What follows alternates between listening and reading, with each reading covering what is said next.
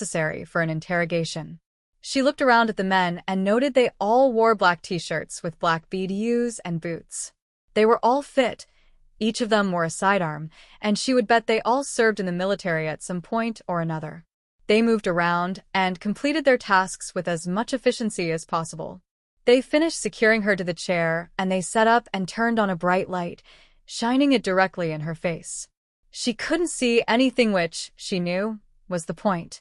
Her face was throbbing, and the heat from the lamp seemed to only intensify the pain. The duct tape was removed from her mouth, and she felt like she could breathe again.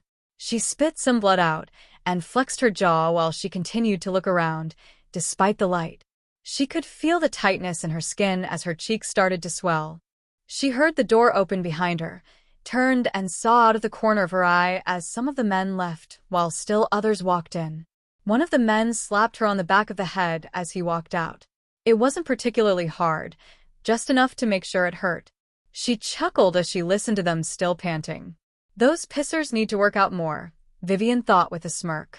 That was quite a stunt, a man stated with a chuckle from behind her. Yep, she said flatly, staring at the wall in front of her. She couldn't reposition her arm in a way that made the pain subside. It didn't matter how she turned it, the pain still lingered. Why did you do that?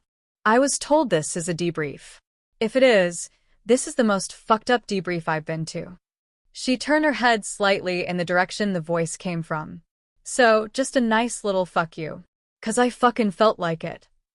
Fair enough, but you shouldn't have done that, the man replied. Another man stepped out between her and the light and backhanded her.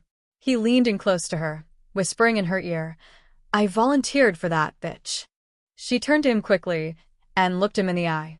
What? You can't take it when a woman gets the best of you, with her hands tied behind her back.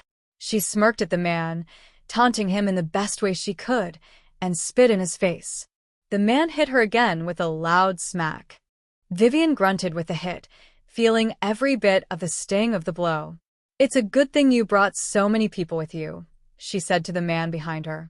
The blood began to trickle from her mouth again, and she quickly wiped it on her shoulder.